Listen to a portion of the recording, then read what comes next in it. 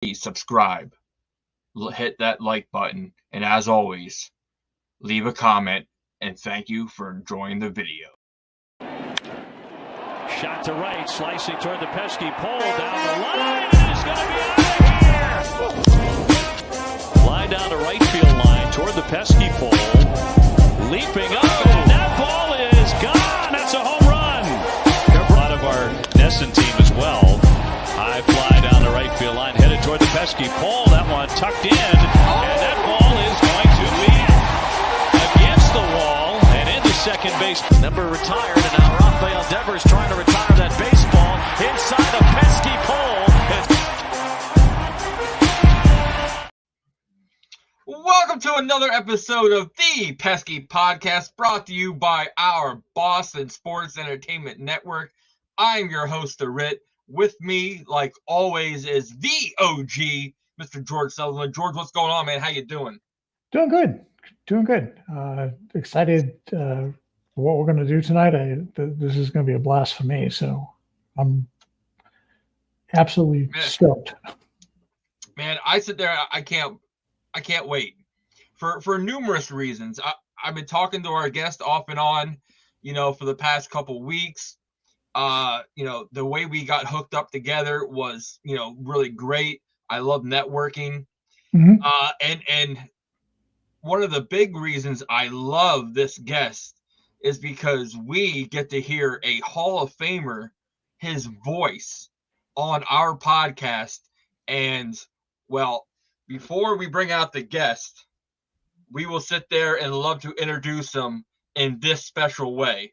So George, I'm glad you're sitting down because this is going to be great. Can't wait. And if there's anybody that I know of, player, coach, teacher, student, or anybody that I've ever talked to about hitting, he knows more about my principles that I believe in hitting than anyone I've ever been with. Thanks, Ted. Thanks for believing in me. And here we are with the man himself, the successor for Ted Williams, the named successor for Ted Williams, Mr. Steve Ferroli. Steve, how you doing, man? I'm doing great, guys. Thanks for having me. Well, Steve, you and I got connected through a mutual friend. And, he's the host of the Foxborough Fellows podcast here on BSEN. And, but you have a little more history with him, Mr. Pete Collins. So tell everybody a little bit of how you know Pete and, how you guys connected. Well, Pete and I are both from Hanover. Pete was playing in Hanover youth baseball, and his grandfather, Al Saruta, who's passed on at this point, had seen ads, where Ted was talking about me and, newspaper ads. He said, geez, I got to get my grandkids over to this guy. So they come over, and I had not just Pete, but also his younger brother, Nathan, as well. But I had Peter first. He's older, and he attended my camp for years. And boy, what a great job he did. He was, pitcher. And I'll never forget one thing with Pete. I was saying, here's what I want you to do with your swing. We're working on this hitting one day, and it was raining. He was doing a lesson with me. So I turned to the grandfather. I said, you guys aren't in a hurry, are you? And that reminds me of Ted, because I never really cared about how long. I want to get it right. You know what I'm saying? So it's raining. I'm like, now just do this. And I'm on it. It's kind of, we call it a teaching moment. He was getting on it. And he's like that, pow, like that, pow. He says, it seems like I should be doing more. I said, no, you don't have to do anything more than that, just like that. And I'll never forget that day. I actually have it in my notes where Peter Collins was out there in the rain with his grandfather looking on, and I got him to understand a feeling as opposed to anything else. This is what it feels like. And because it was rain, it didn't matter. We had to keep going through. And he later pitched and ended up beating the best team in the state, either his junior or senior year. And just a classic kid. He played in the Ted Williams League for years. And just a great kid and a great family. So It's fun how the dots come connected, and then he talks to you, Exactly. and he sends me an email. I said, yeah, whatever you need, fire it up, man, let's go. So that's my Peter Collins story. Yeah, talking to Pete about it, it's amazing because and you and I talked about it, how Pete was a pitcher. Yeah. And everybody knows you for hitting. So Steve, let's try to connect the dots of what is it? What can a man that knows more? Actually, let's quote it better. That forgot more about hitting than what anybody on earth knows about hitting. How can he help a pitcher? Well, Ted used to say, it's a damn crime. If I swear, we're going to get in trouble. No. Steve, you're good, man. With Ted Williams stories, I know there's going to be some cussing going back and forth because, he wasn't the most adequate of men. He was very colorful at times, very colorful, even toward me. But he would say, it's a damn shame they didn't let me pitch, and because if someone can put a hitter together, he can take them apart. And, that's how I used to talk to Peter, I'd be like, okay, well, you understand what it feels like on this end of it. Well, we're just going to create problems from the other end. And so that's really, of course, you have to be able to show the boy how to throw a proper curveball and decent rudiments of a pitching motion, all these things. But then that next level, when they're entering what I call a cat and mouse game, where, we're going to throw this pitch or that pitch, and we're going to play with disrupting the hitter's timing. Now that's how we're going to attack certain hitters. What type of hitters are they, and what are we going to do to them? And we used to have great conversations like that. And I would catch him, and I would, give the signs, and I talk out loud. I'd say, okay, this is the first batter. He runs really well. He's kind of made to hit. He's not going to hurt us long ball, so we're going to do this with him. And we would kind of attack it like that. Now, here's the second batter. He's a lefty, and we talk about it. And then I give him the signs and explain to him why I was calling for the pitches that I was, just in general, on an average, Mm-hmm. But those rules hold true. I was watching games to prepare for some of the players we had talked about a little bit. And I said, look at that. It's as true today as it was in 1920, so to speak. Yeah, well, Steve, right here is Pete Collins. And on our first comment of the night, Pete says, great coach, better man. So, well, I appreciate that, And then not only that, a great personal friend of the show and also a minor league pitcher for the Boston Red Sox. CT, he's just in shock. He's dang, that's it. He's in awe because we got a legend on the podcast right now. So, well, I appreciate that, guys. Let's do this one. Let's look at Ted. Marine pilot. So, gives up 5 years of his career to military service. So he's a veteran, spearheads the Jimmy Fund. I mean, the guy puts his name on the Ted Williams League, which is an unbelievable accomplishment in the ending years of his life. And then, of course, in 2 Hall of Fames, the Baseball Hall of Fame and the Fishing Hall of Fame. A lot of people don't realize that. One of the first times I saw Ted, I saw him put a fly in a coffee can at about 70 yards. I couldn't believe what I was seeing, with a fly rod. I'm no fisherman, but I could see the physical difficulty of what he was doing. It was at the Heinz Center in Boston. I never forgot it. But Ted deserves this. And what a lot of people forget about Ted, and it really should be the heart of this podcast, and is that Ted Williams is the undisputed number 1 forefather of technical hitting. No one documented hitting like Ted Williams. It was done in a book, The Science of Hitting. No one had done that before. People had said some things about it. Ruth wrote a book, early on. He put about a chapter into how to hit, what to do, what not to do. But Ted ripped into it. And he is really, without question, the first master of how to hit a baseball.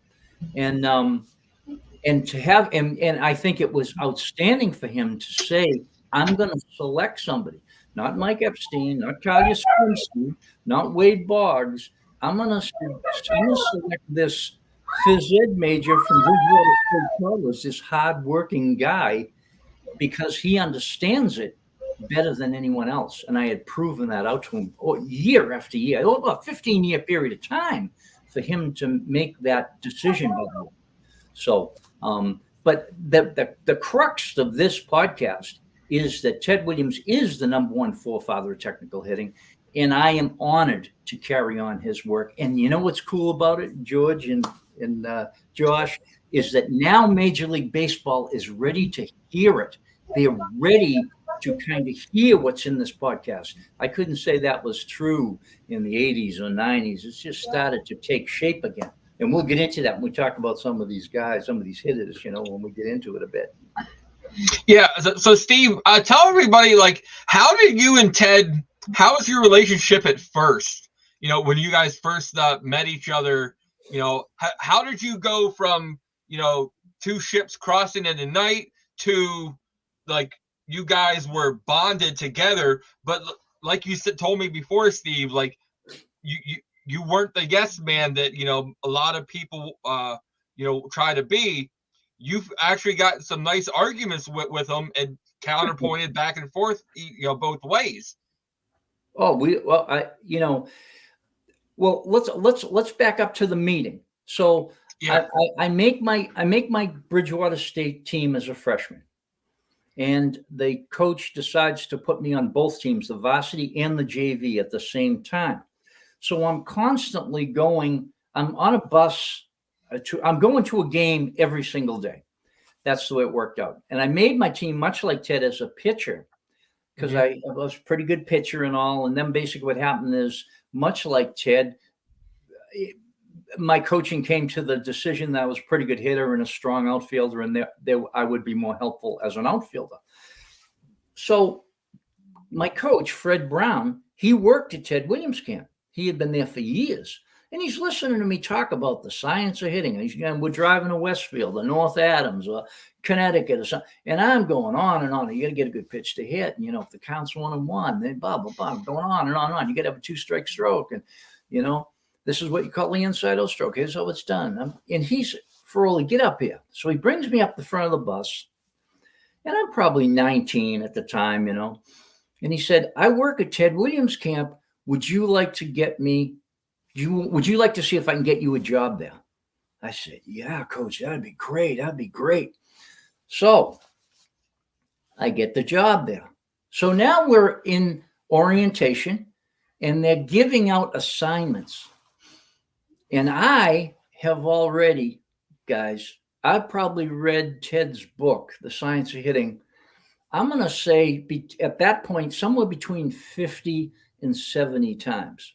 So I'm very well read on the science of hitting. And I'm a physical education major. So I'm going to classes, and we're talking about the conservation of momentum. We're talking about design of practice environments. We're talking about anatomy, kinesiology, human movement. So I'm hearing all this from a blackboard standpoint, and now I'm working at Ted Williams camp at the same time. And I'm a pretty solid Ted Williams Science of Hitting student. None of this did I realize how it was going to play out. So we're given our assignments, and they say, does anyone want the Little League batting cage? And I fire my hand up.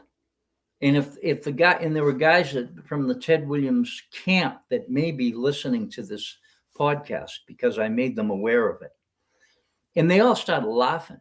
They thought that was the funniest thing. Here's this enthusiastic college freshman, and he fires his hand up because he wants to be the Little League batting instructor at the Ted Williams camp.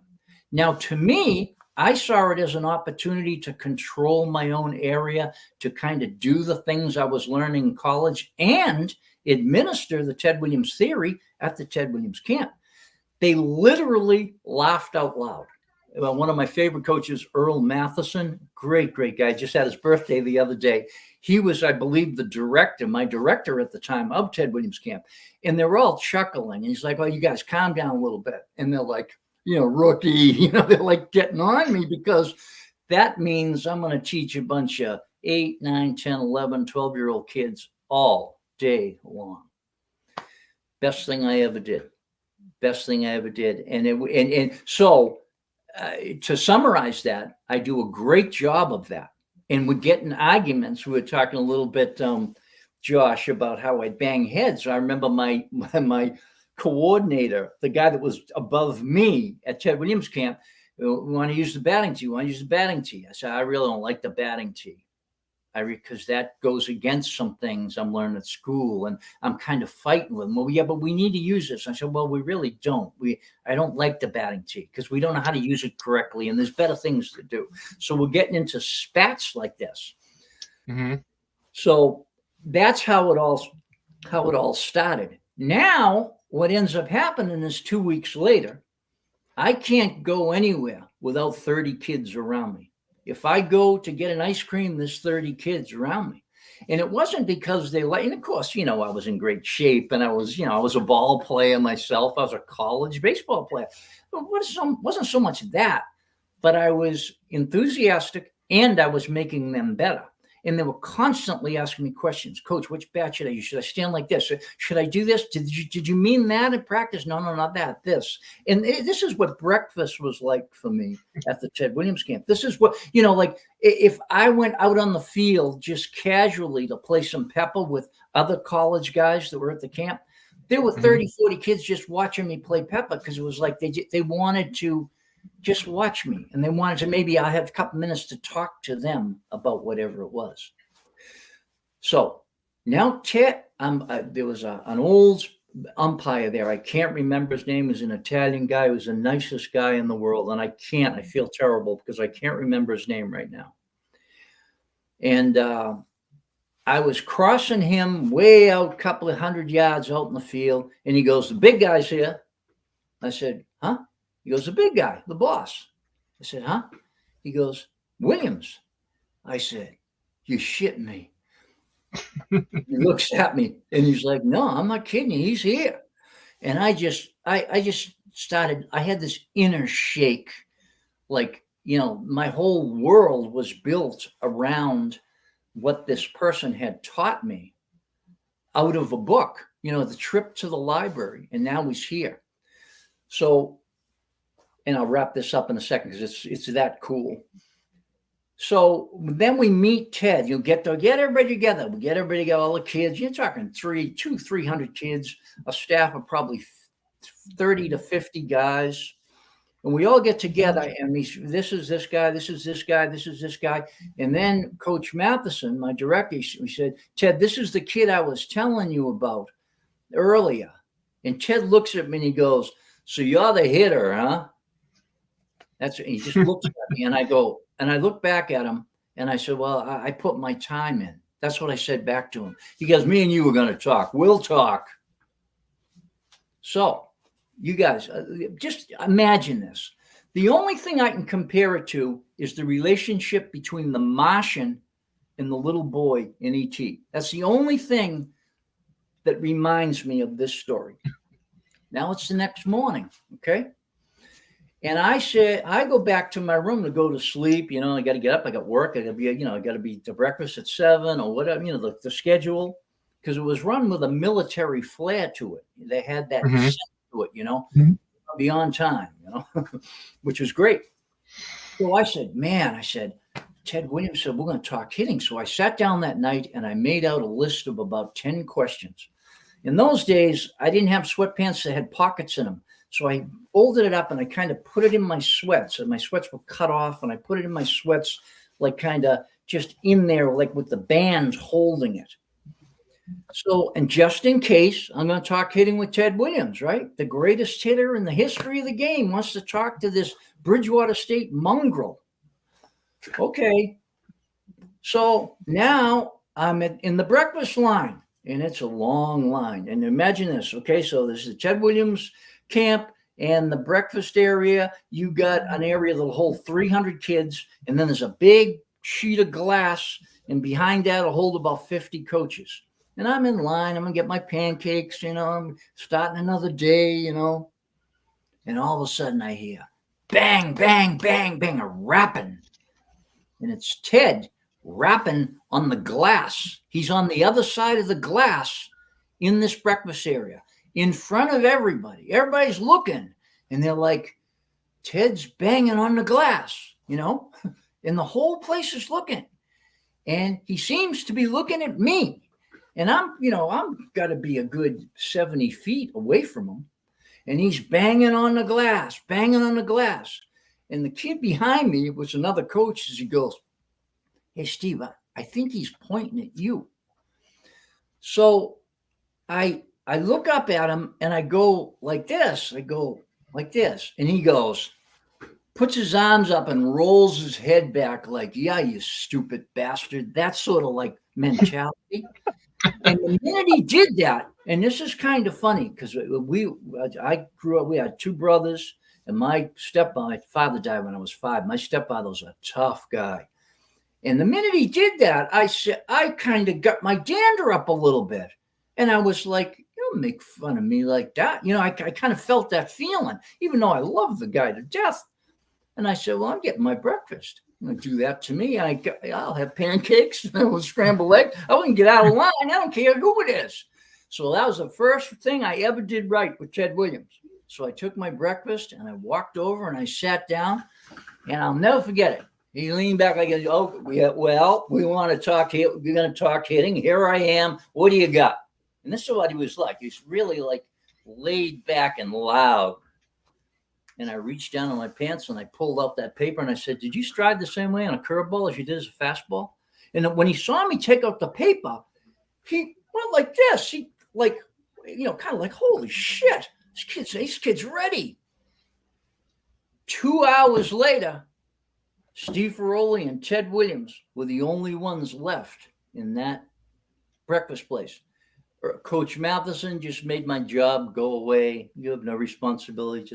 I was sitting with God, so to speak, at the Ted Williams camp with Ted Williams.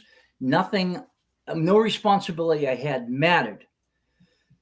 And he answered every question, getting up, demonstrating. And he kept saying, that's a good question. And he kept saying, no one's ever asked me that before. And he was genuinely excited about what I was asking him because they weren't run-of-the-mill questions. Yeah. I'll give you an example. One of the questions I asked him, I said, hey, if the count is 3-1 and a guy throws you a pitch in a tough part of your strike zone, Ted didn't like low and away. I said, you going to go after that pitch? Or are you going to swing at it? Or are you going to go into a 2-strike situation? And he goes, no one's ever asked. That's a hell of a question. He said, I'll tell you what, the answer is, who the hell is out there? Who's out there? If it's Whitey, I'm swinging. He's talking like that. If it's Whitey Ford, I'm going after that ball because I'm not getting it. That son of a bitch ain't getting 2 strikes on me. That sort of mentality, you know what I mean? And his young guy asking him high-level questions. And so anyway, if you can imagine that, I'll stop right there. That story, I mean, I had died and gone to heaven that day. It was the most unbelievable. And we walked out, just me and him, nobody else. And there's this big picture of him, following through, this huge picture in the cafeteria. And he goes, something, Ferroli, I'm going to tell you something. He goes, on most of my home runs, I was 3/4 of an inch up on the bat. And then he just starts walking away from me fast. Not a 1/2 inch, George, not an inch. 3/4 of an inch is how he says it, Josh. 3/4. This is who I'm talking to. And he just walks away from him. We'll talk again. And he goes, I've had enough of you. And he had that way about him. And I'll tell you. So that's it. A little bit long-winded, but worth it.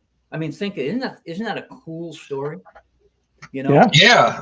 To sit there and someone you idolize someone that you idolized, you studied, you read, the book you said between 50 and 70 times, to actually get a chance, most people wouldn't, take the opportunity as you did. You was well prepared, and you surprised him by that, because he might have just thought, he's going to ask a couple questions. I'm going to, shut him down pretty much. But no, you were well thought out, well prepared. And, that's what most people should be, not only in interviews, talking, but also, in the game of baseball itself. You gotta know your opponent inside and out and what they're thinking. So, but you and I talked, and Ted was very persuasive, we will say. So, you told me a great story because, our podcast, the Pesky Podcast, named after Mr. John Pesky. So, I know you have a great story that most people probably do not know, and I would love this, for you to share that. Yeah, well, basically, the gist of the story is this, and I don't have the details of it like I did the other one because I wasn't there. But I do know for a fact that obviously Ted and Johnny and Dominic DiMaggio were all very good friends. I met Dominic as well. They were great, great friends. And the way the story goes is Ted was going to enter the Marine Corps, he was going to go into the Marine Corps, or a section of the Marine Corps or something, and basically talk Johnny Pesky into going with him. Like Johnny either didn't have to go or didn't have to go to the certain section of it. And he said, "You're coming with me." And Johnny went. And I know that I don't know the exact details of it, but I know that Ted talked Johnny into some section of the military, whether it was the Marine Corps or some part of it. And Johnny really just went because Ted said, it was like, "Yeah, my friend, I'll go too." And I just love that. I mean, we're talking about, World War II or the Korean conflict. It's like, "I'm going, you're coming with me." Okay. Talk about friends. I mean, that's a beautiful thing. And I could get the details more on that story, but there's something, that's the gist of it, but I don't know the exact details. But think of that. I mean, George, if Josh turns to you and says, we're going to be paratroopers, are you going? You know what I mean? Never jump out of a perfectly good airplane. I mean, I'll say I'm pretty persuasive, but I don't think I could persuade George into that. No, not a chance, buddy. But Steve, I want to sit there and show a great picture that you had sent of you and Mr. Pesky. Bam, right there. Yeah, that was a nice. Well, and it was an honor to meet him. And what a nice guy, just genuinely nice guy. And you could kind of feel it, Ted had an edge to him, Johnny was just that type of really easygoing, nice guy. And I love that picture. That was taken. I had spoke at the Ted Williams Museum, and that picture was taken, I think, a day or two before that. I had done a clinic for the kids in the area on the grounds of the Ted Williams Museum, and then spoke a couple of days later. And what was really funny about that was, oh man, who was it?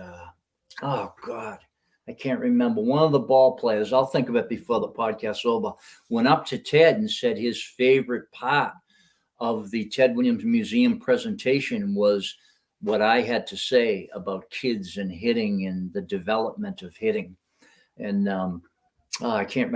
I'll think of the player's name before we get up. I can't remember who it was now, but Johnny. What a great player too. I don't know his stats off the top of my head, but I think he might have been a 300 hitter. Well, our good friend Pete Collins, of course, has to put up some stats for us. In 1942, Pesky's rookie season in the majors, he led the American League with 205 hits. but was in military service with the Navy before the year was out. So, yep. And Yep, there you go. You're coming with me. I'll bet you. I'll bet you that's the year we're talking about. yeah. Yeah, because fighter pilots were with the Navy then. A fighter pilot was the Navy had the fighters. I know that for a fact in those years. So, Steve, let's sit there and, because we could be talking for hours, with you. So, let's try to bounce around a little bit, and let's fast forward to, I love the story of how the Ted Williams League, you finally got the okay from Ted himself. Yeah. And, that you said that was hard because you kept at him, and, you had paper and after paper written. And so let's talk a little bit of how, he finally gave the okay. And I want to hear you say those exact words of what he said when he was out there on that fishing boat to you. Yeah, you sure? Well, to make a long story short, in the 80s, hitting had headed in a direction which was absolutely ridiculous. Basically, you had players, and I know that this is before your time, Josh, but George, you might remember a little of this. But in the 80s, you had players that were coming onto their front foot and kind of hitting down on the ball. There was a guy named Charlie Lau who had created this off your front foot theory, and Walt Horeniak had picked it up in Boston. And so here I am, a Ted Williams disciple and understanding the theory inside out. And I'm in the worst possible time, maybe in baseball history, for me to progress in any way, shape, or form.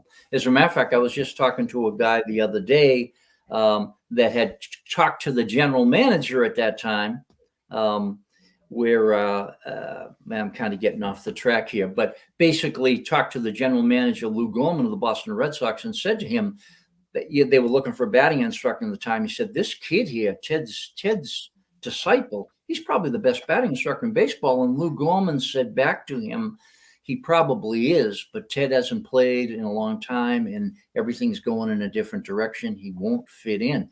This is back in like 1988 or so. It's really sad. And that's the general manager of the Boston Red Sox back then talking about me. And, I'll be 65 in March and I get better every year. It's kind of like, but anyway, so what do? In other words, baseball doesn't hear what Ted Williams wants to say. And if they don't want to hear what Ted Williams wants to say, they certainly don't want to hear what Steve Ferroli has to say. So what do? Ted goes fishing and enters the memorabilia portion of his career. And Steve Ferroli, the Ted Williams camp closed. Steve Ferroli started his own boys baseball camp. So I'm in that camp and I'm watching and I'm like, something's wrong here. I'm watching the kids play and, and it's my thing. And I want to do the very best I can, being a phys ed major and an American, I want to do a good job. I want to do a great job. And I'm watching and there's something wrong. And I was at Ellis Field in Hanover, my hometown. And I'm looking out from the dugout and I'm watching the pitcher pitch. And I'm kind of drifting there right now. And I said to myself, bang, the plate is wrong. It just came to me like it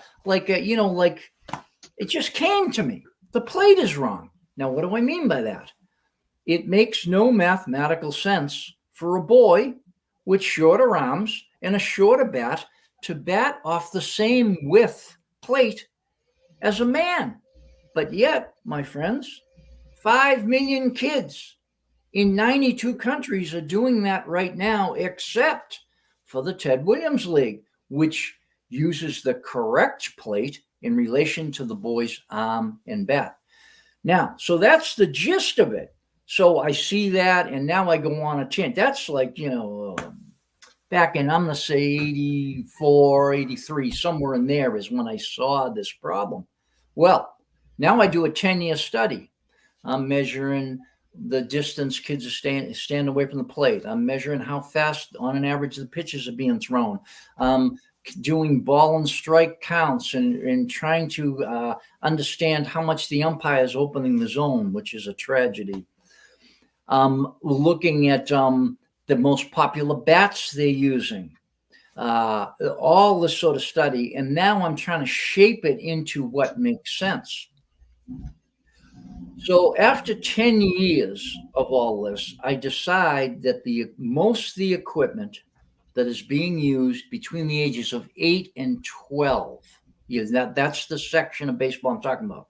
I'm not really talking about, there are problems from 13 to 15 or 14, but I'm really not talking, I'm talking 8 to 12 primarily.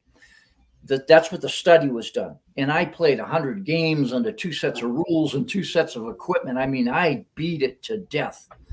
I bring it to Ted and I say, Ted, this makes no sense. So he's like, what are you talking about? And this meeting was in Boston, as a matter of fact. And that meeting was supposed to be a half an hour. That lasted 3 or 4 hours, because whenever we got together, he was just as excited about me as I was about him, because I got him thinking about things he hadn't thought about before. Ted Williams owned his own baseball camp, I'm sure. And for the first 8 years, he was there every single day of that camp. He then, kind of got away from it and would just kind of come in for a week or so as time went on. But in the beginning of it, he was there to make sure it was the way he wanted it. And I'm sure there were many days where he was watching and going, there's something wrong here, but he couldn't put his finger on it. The problem is when the plate is incorrect, all sorts of things go haywire. So I said to him, this plate is incorrect and it needs to be fixed. He thought about it some more. He looked at it some more, and we would talk about it over the phone or in person. And then one time he was on a fishing trip. I can't do it, Josh. It's that bad. But one time we were on a fishing, I'll put the beeps in. And he calls me up on the phone. I answer the phone, and he says, it's Ted Williams. He said, how the blankety blank did you ever come up with this? The more I think about it, this is the best damn thing I ever seen. And I said back to him, I said, I'm as crazy as you are. And he just kept laughing. He just kept laughing on the phone, laughing and laughing, because he knew I was as crazy as he was in my own right. And then he said, you go ahead with it, fire it up. And we created the Ted Williams League. And the Ted Williams League to date, between the ages of 8 and 12, has decreased hit batters by 48% and never had a case of little league elbow or thrower's elbow, which plagues 20 to 50% of every youth player. That study was done years ago. That study was done in like 1978 or so. University of Chicago, a doctor there did it and said 20 to 50%. And she said, I can't pinpoint it exactly because little boys don't complain. They don't say, oh, my arm hurts, I'm not going to be able to play. They don't say a word. They just keep throwing. And I know my older brother was exactly that kid. He had little league elbow. My mom had 3 boys. One of them had little league elbow. So to me, 20%, 50%, 33, 35 is pretty much right in the middle. 1 out of 3. And that's the number I use. Ted Williams League, no such thing. We have eliminated it by use of proper equipment and proper dimensions. And that should go, in my opinion, and if some of the people listening to this, they're going to fall off their chairs. In my opinion, Josh, George, Steve Ferroli, between 8 and 12, we never played baseball because it looked like baseball, but it's not baseball. If you got a 6-string guitar and it only has 4 strings on it, or the strings are out of tune, is that guitar playing? No, it's kind of like guitar playing, but it's wrong. This is what I'm saying. If there's a string missing, or it's out of tune, or it's incorrect, the wrong length, call that being out of tune, the wrong dimensions making it out of tune, are you playing the guitar? No. We won the Little League World Series. Not baseball, and not in my opinion. And I say this, Prove me wrong. I said, say every listener, get 20 of the best people you can, and you prove me wrong. And I said that to Ted. He said, when he looked at all this, he said, what are you saying? I said, this is what I'm saying. I bet you explain it to him in detail. And I say, prove me wrong. And that's what led to that phone call, Josh, from the fishing trip. Mhm.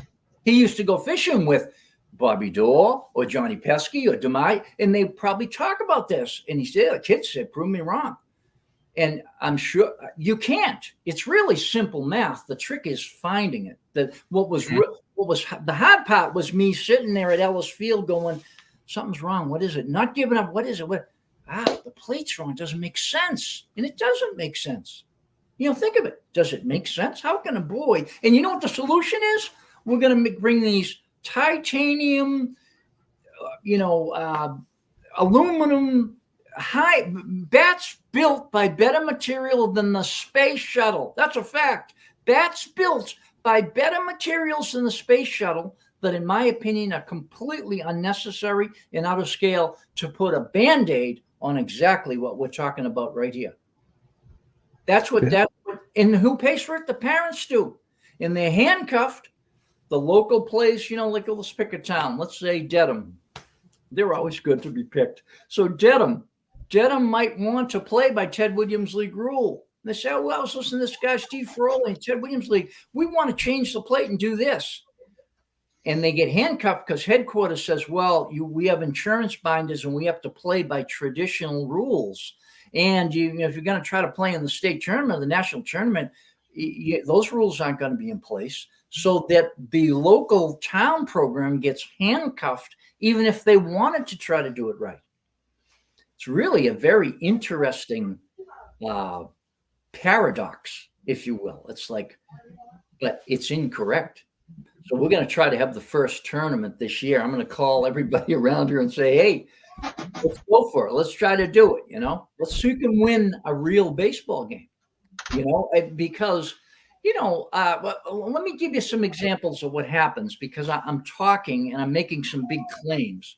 So imagine the big, strong kid goes out there, and I was that kid, and he strikes just about everybody out because the strike zone is now bigger than it should be, and the kid can't defend it.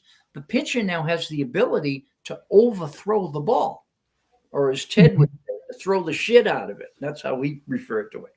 And that's exactly right. So now the kid is overthrowing the ball because the strike zone is too big. He's got a bigger strike zone than the boy can defend. So he throws the ball hard. Now, what's really weird is the hitters all become defensive and they don't swing. So now you lose the swinging strike and the foul ball strike. So you know what the irony is? The coaches start saying, hey, George, you're up in this game. Open the zone up a little, will you? We got to get out of here. God, because the kids swing, they're petrified. They're afraid. So they're defensive. So you lose the swinging strike and the foul ball strike, if you're following me. And now it's all call strikes. So the kid's defensive. So now on a zone that's already too big, they call the ball that's an inch or two outside. Strike 3, you're out. Strike 3, you're out. Up here. Okay. That's, those are some of the results of what happens from having the wrong plate. And here's the kicker.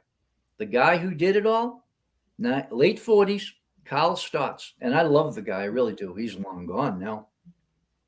Carl Stotts, Williamsport, Pennsylvania, takes a few nephews, had no kids of his own, gets his nephews. I'm going to create kids baseball. There was no such thing as kids anything. No kids football, no kids basketball, nothing. He's going to create kids baseball. Puts 4 teams together in the neighborhood, and he getting it going. It's really popular. He's really into it. He brings it to Pennsylvania State University, and he says, hey, what do you think of my little idea of scaling down baseball? They look at it for several days, and they say, Kyle, we're really excited about what you're doing, and we really admire what you're doing.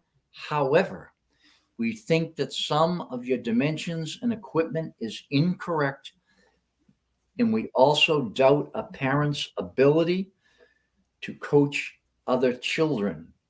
Pennsylvania State should win a retroactive national award for that advice.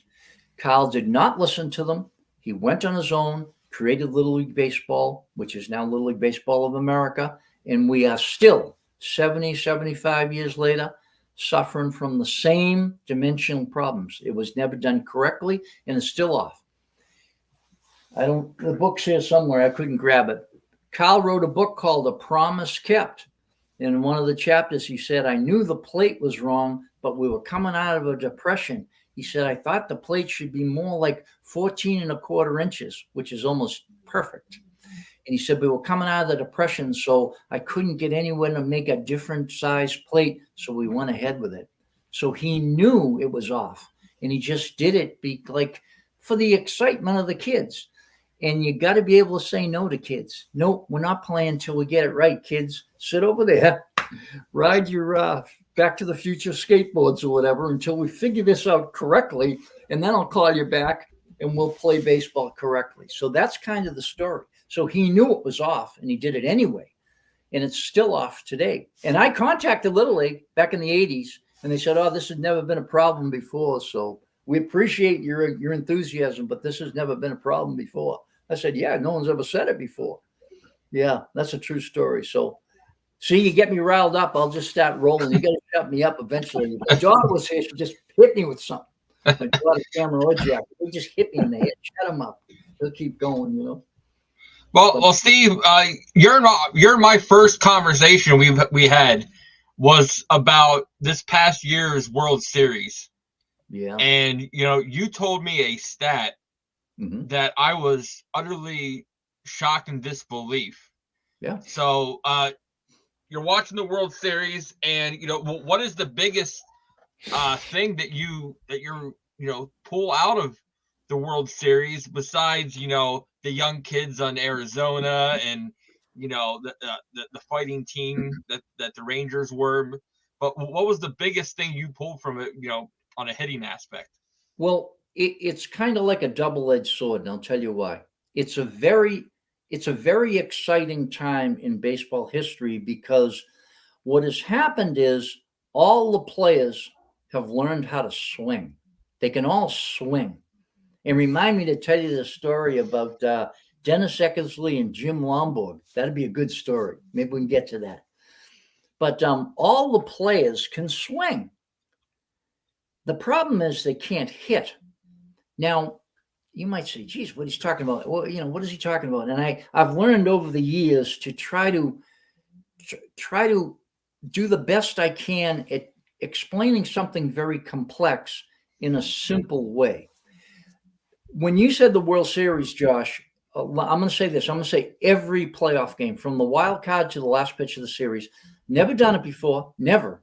And this year, because I was so excited about seeing all these good swings, I said, I'm going to watch the series because it would make sense to me that somebody's going to call me up and say, hey, you want to help us out a little bit here? Because that to me, basically what they're doing is they're trying to execute the Ted Williams theory.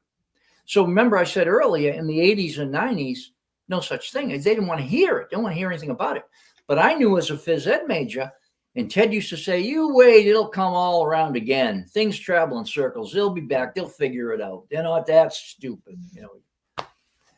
So he was right. So 80s and 90s go by. I could see late 90s is starting to creep in a little bit. And it's always been there to some degree, but I'm talking about here it comes. I'll never forget, I said Johnny Gomes, and he hits a ball, and he's got his hands in really good position to an extreme amount in his swing. And I said, oh, look at that. And he hits a ball off the Green Monster or something. And I said, look at his hand position, how long he held that. I said, oh boy, here it comes, here it comes. Now, I'm not going to go into that, but little hints like that, I'm saying, because that's something you wouldn't see. I said, oh, he's starting to understand the contact point. Major League Baseball starting to really understand the contact point. So I would start watching and watching. So now I'm saying, geez, I better start paying attention here because somebody's going to call me up. There's going to be some owner that's about to go bankrupt. And they're going to say, how can I get the most bang out of my buck? And somebody's going to say, well, old Ted Williams had a kid here that was a master at this back in the 80s, and he's still at it. You better get him before he croaks. So I'm thinking like that a little bit. So I'm going to watch every pitch.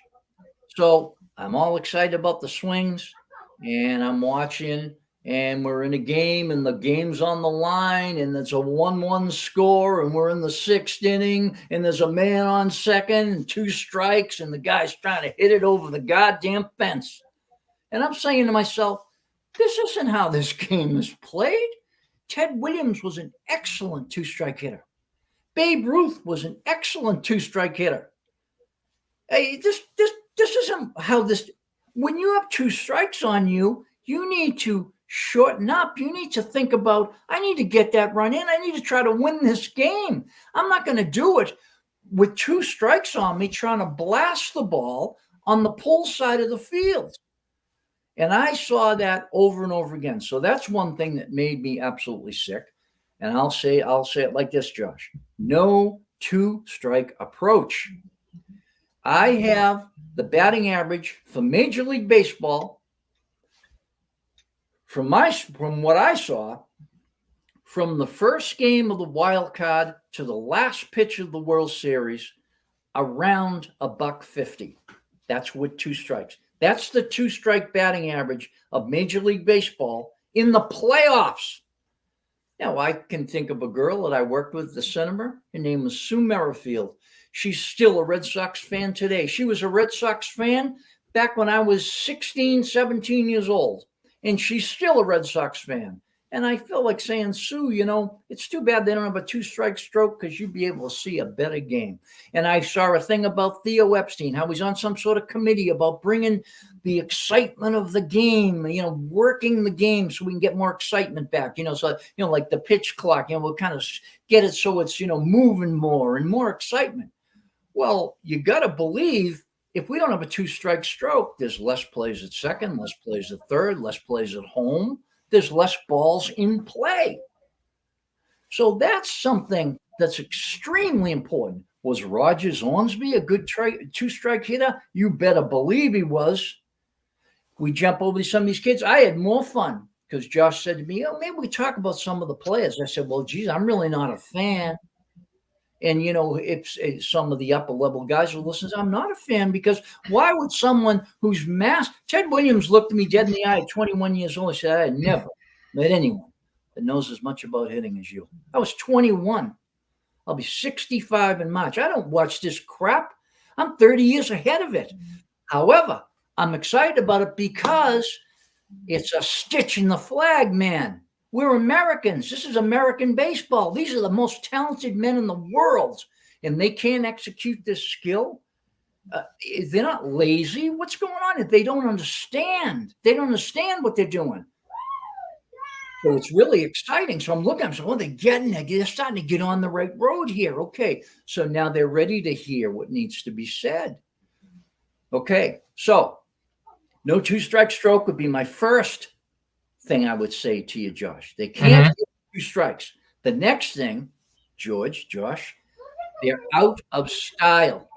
Out of style. Now, what do I mean by that? Now, when one of the things I disagreed with Ted on is Ted said, your style is your own. I said, oh man, don't say that. Whoa, what are you talking about? Me and him used to fight about that. No. Because when you that was Ted would say, it isn't a Williams stroke, it isn't a Root stroke, it's your own stroke. Your style is your own. Now, what was, as a phys ed major, I'd say, no, that I don't like that. I don't like you saying that. Now, here's what I mean by that. When you say style, people associate that with technique.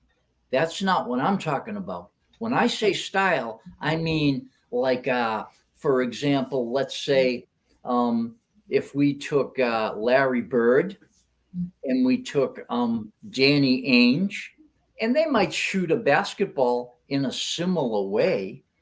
They use a similar technique to take a jump shot or a set shot or a layup, but they have totally different styles of play. So when I say style, I mean a role, a position.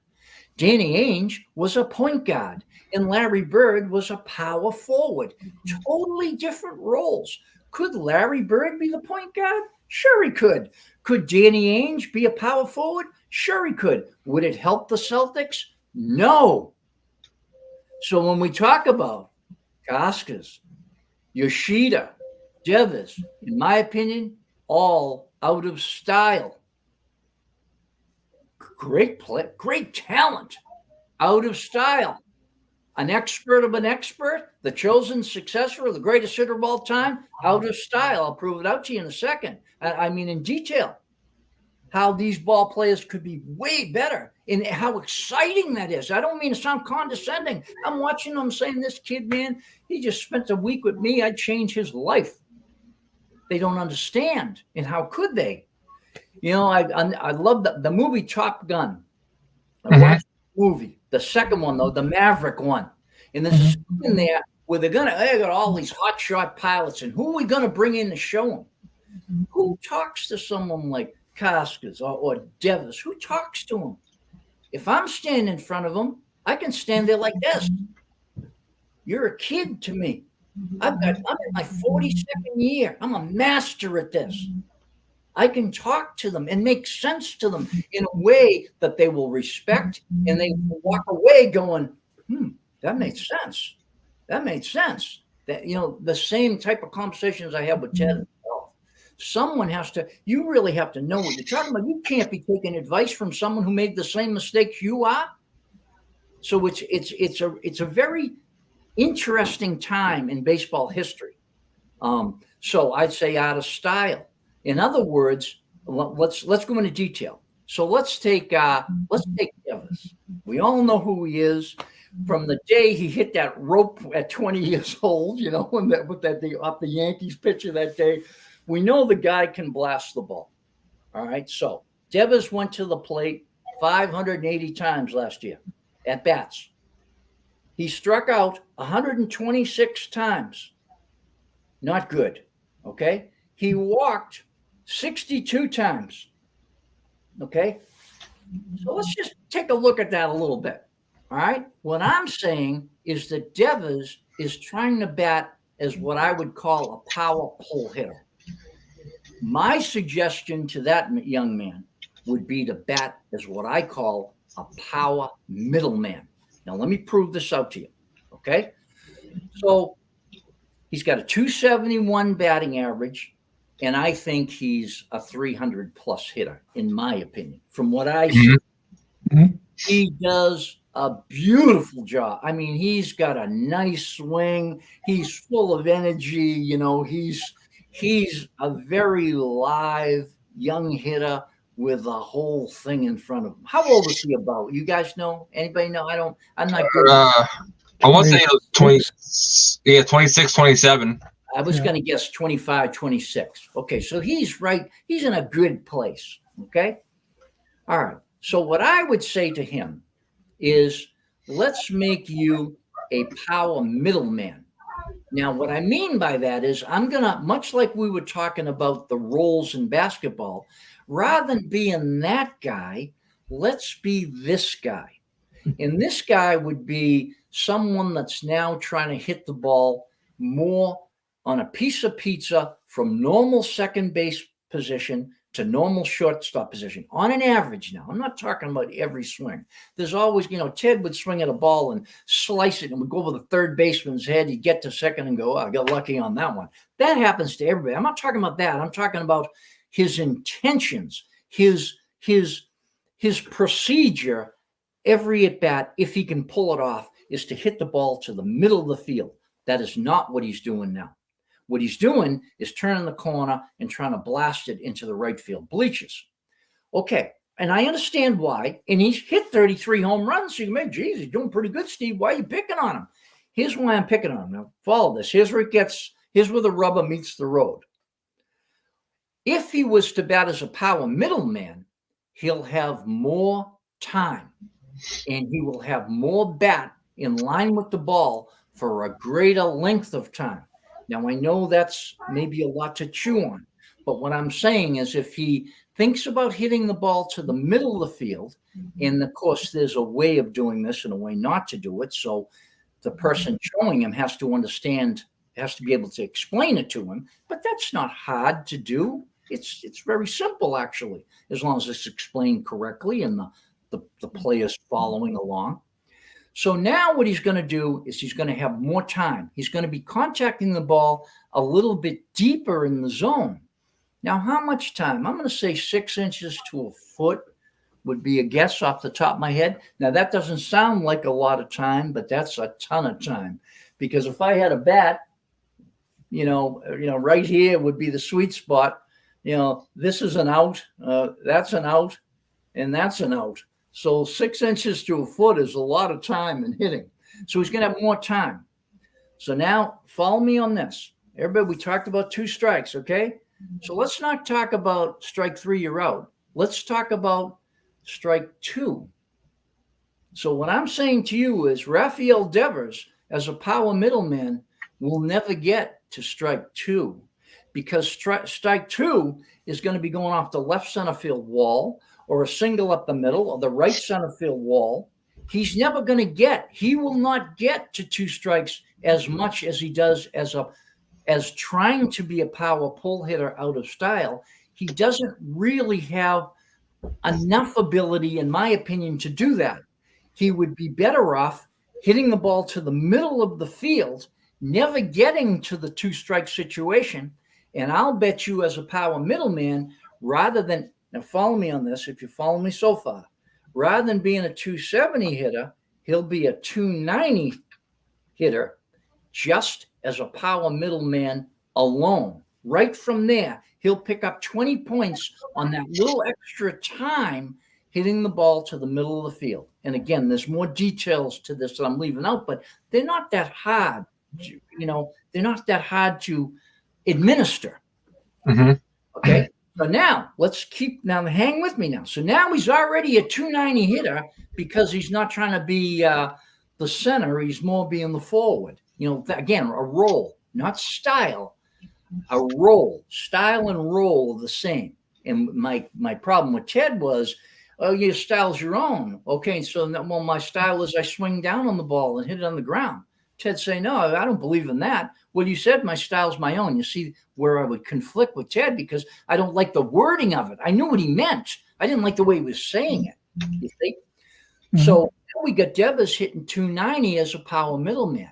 Now, here's the beauty of the whole thing. Okay?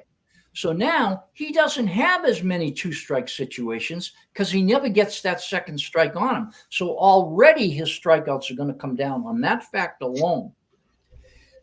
His on-base percentage is going to come up. His slugging percentage is going to come up. His run scores are going to come up. Runs scored for the team are going to come up. And here's the most fun of all. So now let's just say for kicks that I said he went to the plate 580 times. So let's say he only went to the plate 500 times. We're going to make the math simple. So he only went to the plate in 2023 500 times. We know he went more, but we're just saying that for now. So now what Devers did is he struck out 22% of his at-bats last year. That's a fact. 22%, give or take a couple of decimal, like tens. 22% is a good number. Let's call that 20.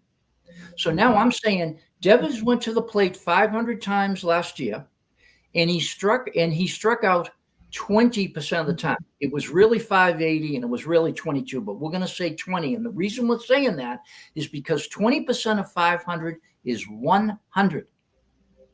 So for anyone listening to this is following, and I know I can be a pain in the ass for detail, 100 at-bats last year, Rafael Devers did nothing, and he batted 270 and hit 33 home runs. I'm saying as a power middleman, he'll already be hitting 290, and then if we give him a 2-strike stroke, I'm telling you as an expert of an expert, he's going to bat 270 or 290 out of that 2-strike stroke. So now out of those 100 at-bats where he did nothing in 2023, he's going to get 27 or 29 more hits with his 2-strike stroke. I can see the talent. He has no approach. And now what's that going to do? Now he's a 270, 290 hitter with 2 strikes. He has struck out a lot less. And then the other times, he's going to put the ball in play, maybe reach by error, maybe sacrifice somebody in. I'll bet you he could cut his strikeouts down to 50 or 60 a year with a good two-strike approach. I could see that boy hitting 40, 45, 50 home runs and batting 330 with just some what I consider to be relatively simple adjustments. Now, I know that was a lot, and I know I can. Are you guys following me? No, I'm following you because it's, I gave you three guys when we were talking, Steve, and the three guys I gave you, and you can look at them because you did and you studied them, are completely different. Each one was a different batter, and different role, and the way you explained Devers was absolutely amazing. Because Devers is supposed to be our leader. You know what I mean? Well, again, this is why I try to proceed this by saying I don't mean to sound condescending. What I mean to sound more like is to excite the fan, excite maybe the Red Sox, excite Devers himself with the fact that there's life in what you don't know. There's life in what you don't know. I remember thinking I knew what hitting was. And then I got the science of hitting, and I was like, I don't know shit. I don't even know what I'm doing. I'm completely wrong about the feeling and the way to go about it. Okay, so just let me go back to the three guys because I'll say real quick, Steve. Pete Collins is saying Devers doesn't bat with a rip or even a zone. He treats every count, the feel with the same feel. And Mike Carista, who was a former Red Sox pitcher, and you're going to meet him next Wednesday. He absolutely agrees with a no two-strike approach for Devers. Every swing Devers takes is the same with the same intent. Yeah, well, it's funny because when Mike hears my Jim Lomborg, Dennis Eckersley story, he's going to get a quick kick out of it because what's funny about it is when I did my research, because when you guys gave me these players to look at, I said, this will be fun.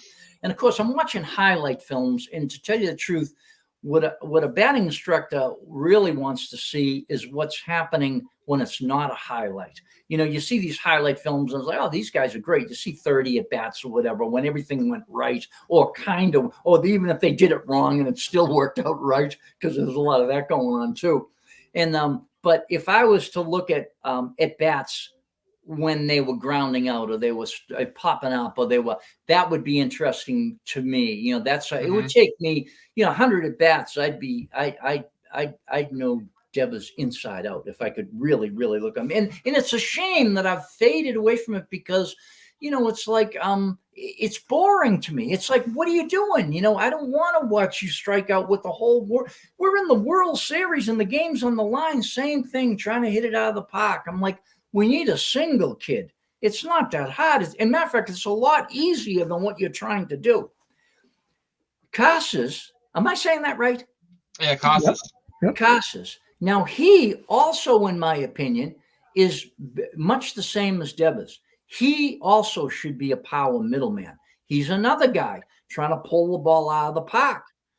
And another, they must be eating ice cream together. 126 strikeouts. 70 bases on balls. To me, you want to, off the top of my head, you want to at least have your strikeouts and your walks the same. To me, you should walk twice as much as you K, but that's asking for a lot. But they need to think more like that.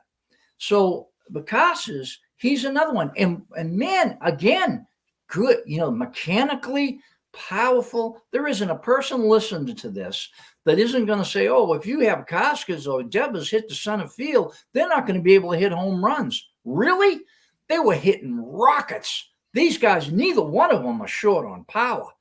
Now, of the three players I looked at, Yoshida, am I saying that right? Yeah. Yoshida is more in style than the other two, but he has more swing problems, in my opinion. He's more trying to hit the ball. He, to me, is what I call a middleman. He hit 15 home runs, but that's no case to be setting up there trying to hit the ball out of the park. 15 home runs. Let's see, he had 537 at bats, 15 home runs. He struck out 81 times, which is a lot for him, in my opinion. He only walked 34. Now, granted, he's a smaller guy, and he was kind of made to hit. They kind of come at him. But when I watch him, he proved, hey, you keep coming at me, I'll keep putting it in the seats too. So he's a guy to be reckoned with. I love him. All these guys, I really enjoyed watching them. I just felt bad for them because they need to know some more things. So Yoshida, he is what I call a middleman. And I think he also should hit the ball to the middle of the field. But his mistakes would be more on the ground. Like if I was Koskis and Devers, I would not hit a ball on the ground ever until I had 2 strikes on me. That's what Ted Williams would say to them if he was here. And you hear the guys on the announcers saying, "Oh, it'd be nice if we could get that ball up in the air, get that ball in the air." And I said, "Gee, that's a good point. I'm glad to hear that. That's right. I agree." But you need to understand what mistakes a power hitter should make and what mistakes a runner, a middleman should make. To me, Yoshida is a middleman. Let me define that a little bit. So a power middleman is someone like Alvarez, David Ortiz. To me, would be a power middleman. Now, I'm not talking about how they went about it, because I don't think how they're doing it is not how I would suggest them to do it. But I'm giving you body types. Like I said, Alvarez, David Ortiz, he's a middleman body type.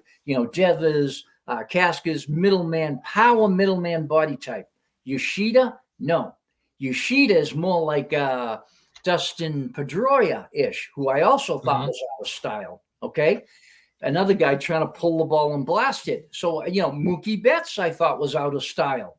And again, you people here, they say, "God, he's criticizing all these great guys." I don't really mean it like that. All I'm saying is give the devil his due. Let me explain what I'm saying to you. So Yoshida, if he was to hit the ball to the middle of the field and go about it correctly, he also would have more time. And I think he's trying to do it. He just doesn't understand how to go about it. He would have more time, and he would be on base way more, strike out way less, draw way more walks, and just be even a better hitter for the team. And he had a 289 average, but to me, he could be like I could see him hitting 330, 340. He has that kind of ability, in my opinion, from what I see. In his swing, he's got, of the 3, to me, he swings the worst. He needs some adjustments swinging, but there's simple adjustments. But he is the closest to style. He appears to me to be trying to hit the ball in the middle of the field. And again, was he a rookie last year? Yeah, he was a rookie. He just came over from Japan. No kidding. Yeah, he's very, very exciting, and obviously had a fantastic year. Those are great numbers. But I'm trying to, when you ask the question about the World Series, I'm trying to shed some light on what I consider to be style. And what I'm saying to you is, we have never seen, what makes this conversation difficult for me and the listener, is we've never seen a team that has been in style with a good 2-strike approach. Never seen. That has never happened in baseball history. Now let's go the other side of it. And what was your friend's name? That the minor league pitcher, TC, CT, what is it? CT. Yeah. Well, CT will understand exactly what I mean, because he's one of these guys. Pitching has done a great job. I'm going to say from the late 70s, maybe early 80s, creating every role. We got starters. We got mid-relievers. We got a guy that's going to go in and get the lefty. We got a guy that's going to get the righty. We got a closer. We got another closer. We got every type of style of pitcher to go in and attack the game that we need. Hitting doesn't have that. Hitting's got a bunch of idiots trying to blow the ball to the pull side in the air. They're in one style. They have one role. I'm going to hit the shit out of it and try to put it in the right field bleachers. You gave me all lefties. You don't like righties? I'm going to hit all. No. The righty is something that kind of is hard to find on our Red Sox lineup last year. Yeah. No, we get left heavy. But you see what I mean? We got one role as a hitter. But CT will tell you, yeah, I mean, this was our mid reliever. I believe Dennis Eckersley won the Cy Young as a reliever one year. I'm almost positive about that. You guys remember, George? I believe he won Cy Young as a relief pitcher. Whoa. Okay, what's that tell you about pitching and roles? That stat alone is interesting. I'm watching, any lineup. I'm not picking on the Red Sox or any of these boys. I think they're fantastic. I just think there's another whole world that we're not aware of that's really exciting. And I'm watching the game and everybody seems to be just doing the same thing over and over again. And the big joke was it's either a strikeout or a home run. You've heard that one. I get to come around college players all the time. They're like, "Oh, coach, the major leagues is a joke now. It's either a strikeout or a home run." And I turn it on a little bit and I kind of see what they mean. And I'm like, "Oh, that's too bad." But the Ted Williams theory, he never meant for that to happen. That's certainly not how he coached the Senators or the Texas Rangers. He had guys very much trying to hit in style, maybe not the level that I'm talking about because, and hear me clear, do I think that I can administer the Ted Williams theory better than Ted? Yeah, I do. And I know that's hard. That hurts to say that with this display behind me and my buddy right over my shoulder, me and him together right here. But he pulled me aside and said, "You're better than me at this." And it was a beautiful compliment. What he was saying was, and that's a great thing. He was so proud of me. In other words, I had taken everything he had done, added onto it, questioned parts of it, expounded on parts of it, corrected parts of it. Like I was just talking about style and technique. That's not worded well. What I'm saying makes some sense. What Ted was saying was a little bit gray area. It left question. Koskes makes a swing problem that I think is written incorrectly in the science of hitting. It has to do with his stride leg. I'm watching him, so he's getting that out of the science of hitting. That was an incorrect part of the book. Ted didn't write that book. Ted dictated that book.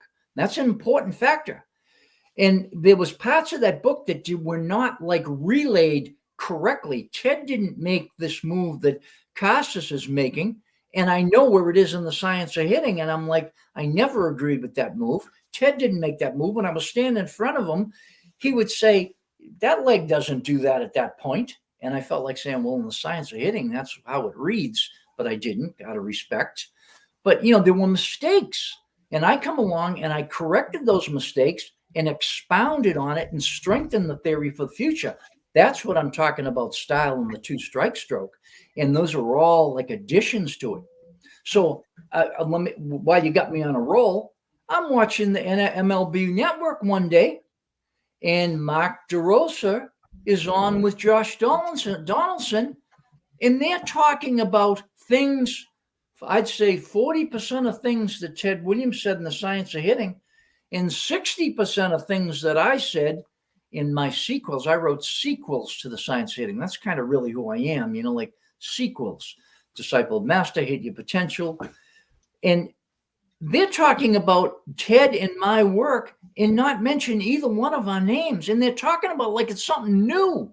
I got calls from all over the country. I have a friend of mine, Russ Hubbard and Joe Williams, call me saying, "Cripe, they sound like you in 1983, and they're talking about it like it's new."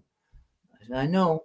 And what am I going to do about it?" But so I get a little bit of a beef there, and I might talk to them about it. I sent them an email saying, why don't you have me on the MLB Network? Let me talk about hitting a little bit. Haven't heard back yet. I mean, I'm a tough guy to have on, too. Tough to argue with, But you sit there and think like Pete was telling me, because Pete was in your class 96, I think he said. But Pete's going to comment if I got it wrong. But, he was saying that the stuff that they're saying now with the launch angle and, you got the plane, Pete was saying you were saying that in 96. Oh, God, yeah. Before that, really? Yeah. It's true. And, I'm going to give you another one, too. And this is really, this one kind of really bothers me. Have you ever heard someone talking about hitting and they talk about what they call a separation? They'll say, oh, you got to separate, and I'm not going to get up and show you. But basically, when you step forward, you kind of open your front foot and close your front shoulder at the same time. You kind of separate. Mm-hmm. Well, that's become the big thing over the last 15 years. I said that in 1983, and no one had ever said that. That's not in the science of hitting. That's my work. I called it the stretch position. Yep. The stretch position. Pete already had that in the comments before you said it. Yep. Pete knows it well. He had to know it. He was in my programs, and it was like you had to be in the stretch position. To me, it's probably the most important mechanical move. Deva's great at it. Koska's great at it. Yoshiba, in and out. So there's a perfect example. Now there's a technique. I'm not going to go into it because it won't carry here. You'd have to be in front of me, and George, I have you hitting bombs before it was over. But but you can't do it like this, But that's a pretty good example. Like Yoshida doesn't really use the stretch position to its potential. In 2 hours, I'd have him locked onto that so fast. And, and that reminded me of something else. Jackie Bradley Jr.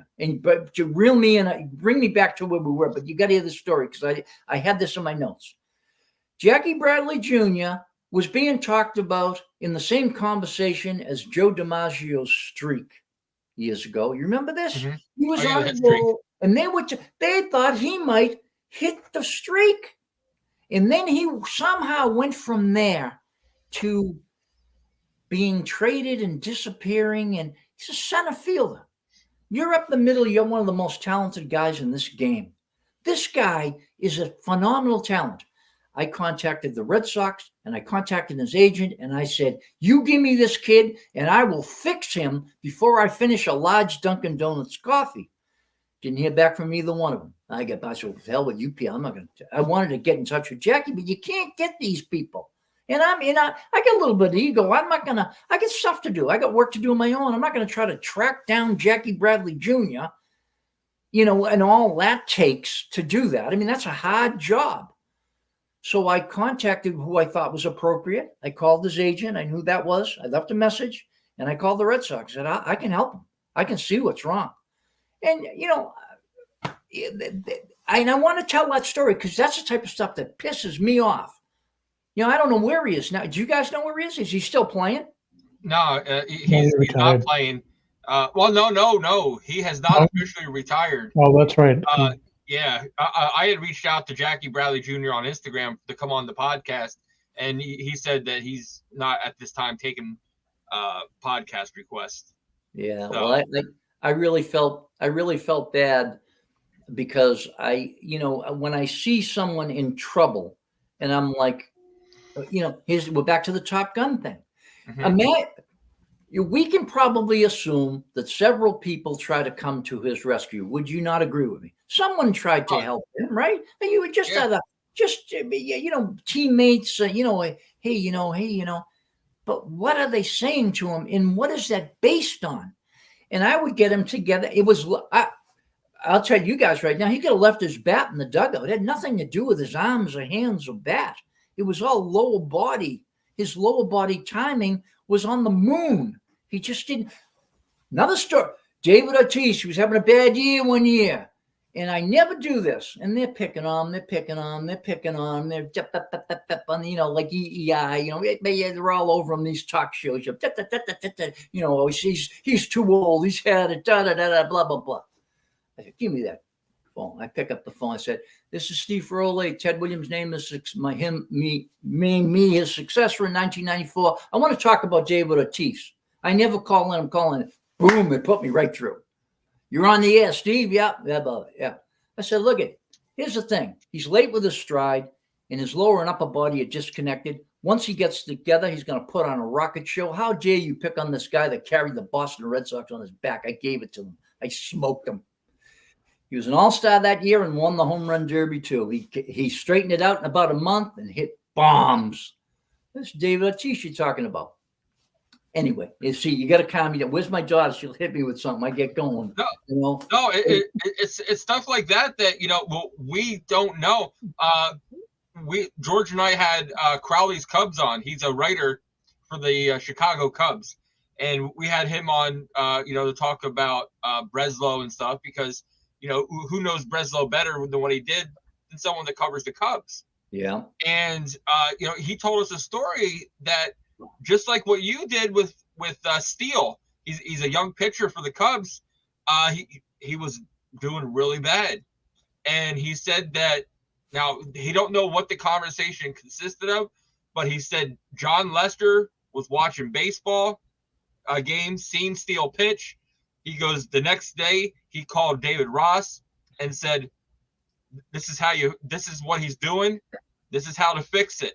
Next thing you know, Steele from the second half of the season, had all-star numbers. Yeah. And, and that's what I don't understand, why. If you're doing it from a former MLB player and you're willing to take that, why wouldn't they do it for you too? You know what I mean? Like, yeah, I remember what Lou Gorman said, and I understand, but baseball's a business. It's a business, and I understand what Lou Gorman said all those years ago, and I think that was true. And what's sad about it is, however, now it's not true, because the Ted Williams theory, let's define that. Hips ahead of hands, slightly up, unbroken wristed contact. That's kind of the Ted Williams swing. Every player you guys are seeing on the TV right now is swinging slightly up. They've got their hips ahead of their hands, and they're hitting the ball with unbroken wrist. That's what I was saying about Johnny Gomes. He was exaggerating the unbroken wrist position. Mm-hmm. That's the Ted Williams swing. And from that comes great launch angle. That's what Peter Collins was kind of referring to. And that's what Ted was saying in the early 70s. He was saying in the 60s. It was documented in the 70s. And I bring up the documentation part because Ted Williams documented by the Library of Congress. Steve Ferroli documented by the United States Library of Congress. I said these things, they are documented, backed up. They are in print at a certain time. And I think that the MLB network, or Major League Baseball in general, should follow that. They would be a nice thing for people to understand the progress of hitting. I thought Dusty Baker said great things about hitting. He wrote a book about hitting. Rod Carew wrote a book about hitting. Pete Rose. I love listening to Pete Rose talk. You want to see somebody get pissed off about 2 strikes, listen to Pete Rose talk. And there are places where me and Pete would bang heads for sure. But as far as 2-strike hitting, I'm completely on board with them. And there's a lot of information out there.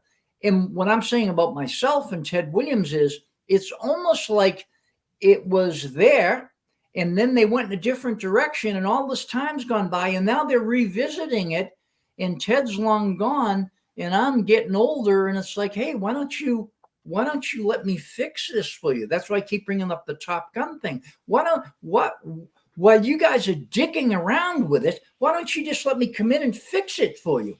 It's not that hard if you know what you're doing. It's like, and you can understand why they're tentative, because, we've got these racehorses, we've got these race cars. Well, who can work on them? Well, if you're a master mechanic, you can, and I am. I want to know, and now I'm getting a little bit my dander up here, and so be it. I want to know who thinks they're better than me on this subject. I want to meet them. I want them in front of me. I want to know. I'm entering my 42nd year. When I was 21, Ted Williams said I was the best he ever met. Now, to me, to not say, hey, let's bring this information to the flag. Let's bring it to who we are as Americans. Let's bring it there. We're the Major League Baseball. We're the best baseball in the world. I'm saying not so much. The most talented, but technique, not so much. No, you're not. And I'm saying, let's do something about it. And I'm not being an asshole. Let's get it right because it's the right thing to do. Because here's the thing, George and Josh and CT, every kid is looking up to this. Children looking up to it. Let's get it right, just for that sake alone. Oh, the dream, play ball, they bang that drum like crazy. Well, let's do it right then. I agree. Yes, I think Major League Baseball, bang that drum. Tell kids to get out. This is a tough game to play. It'll build your character. But let's get it right. And there's a, prove me wrong. Have I said things here that don't make sense? Would it be uncomfortable for Rafael Devers to say, I'm going to think about being a power middleman? Yes, it will. I didn't say any of it was easy. But I'll say this to you, for every guy that's going to go to work tomorrow, when you're making $15 or $20 million a year, we expect you to do hard. We expect you to try hard. How about that part? Yes, it'll be hard. Too bad. You're a pro. You're the best. And I feel bad for some of these guys that their career would go by and they might say, I could have been a better two-strike hitter. Maybe I was out of style. And it's all over with. Their legs are dust. It's done. So there's that side of it too. And, and I didn't mean to get all fired up like this, but I'm kind of glad I did, because that's what I really mean. That's what Ted was like. He was disgusted with it. These guys... And then people will say, well, it's a different game now. It's, it's not, it wasn't as good back then. Here's what I say. When a man stands 60 feet, 6 inches away with a ball, and I'm standing at the plate with a bat, or another man standing at the plate with a bat, it's the same. Now, I'll agree. Like I keep bringing up CT because it's nice having a pitcher following. I hope he's still with me. I love the idea that there's Pete too. We got two pitchers that I know are listening. and Mike Krista also. What's that? Mike's also a pitcher, and and he's there too. Yep. Oh, cool. Well, what I'm saying, yeah, exactly. And what I'm saying is pitching has done a great job beating hitting down. And I'm saying that the timing is right for hitting to say, we can do that too. We can do that too. And we've never seen that before. We have never seen a team executing the Ted Williams theory in style with a good two-strike approach. That's what I'm selling. That's what I'm selling as so my friend Sue Merrifield could see that. I worked here at the cinema years ago, so she could see that sort of baseball. Man, in my book that I come out, I just rewrote the book, re-edition of it. I did it as an e-book. Yeah. And I said, man, that'd be something to see. It'd be something to see, because it really would. It really would be something. So, anyway, shut me up. What else you guys got? Well, Steve, first off, I want to say thank you for coming on. I appreciate and love the time. Guys, we will be doing a part 2 with Steve Ferroli. It will be next Wednesday. He will be a part of our Pesky Party Hour. So you guys he's got plenty more stories. I've got plenty more things I'm going to ask him. We're going to be looking at Jaron Duran, how he changed and became the hitter he is now. And Steve, now you sit there and have me. I've got to try to challenge you with a modern day player. And man, Steve, Luis Arauz from the Miami Marlins is probably one of the best hitters that I think we have in Major League Baseball. I gotta have you look at him to sit there and possibly see could he be the best. He's batting. He was floating for a long time around 400 this season. Mm-hmm. So, I'm glad you said that. And a lot of times I'll say, like I was talking about Altuve. I was talking about Mookie Betts one time, and I was talking about style. And to me, both those hitters are out of style. And I know they're great athletes and great players by today's standards. I understand where it's all at. What I'm saying is that if you take Mookie Betts and you make him a middleman rather than him kind of hitting the home runs he's hitting, I think his home run percentage would still stay where it is and he would have a crack at chasing Ted for the 400 mark. That's how much progression I'm talking about changing his style could make. However, if you got everybody in the lineup batting like a fool, no one ever has the chance of doing that again. Because the pitching attack is so strong that unless you have a lineup to try to combat that, so that the guys, every guy one after the other is doing something logical as opposed to illogical in relation to their physical abilities. In other words, we got all the players on the court where they belong in the batting lineup. If you understand what I'm saying, they're all executing their proper roles, and there's only about 4 different styles or directions or roles of hitting. Okay. And once you have that, you really have an exciting thing. And I think that on the top of my head, Altuve, this kid Carroll, I almost come out of my chair watching him.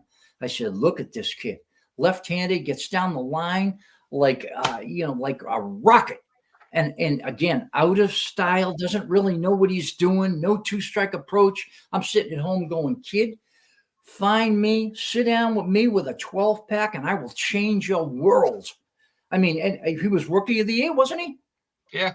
I mean, this kid is, and how exciting.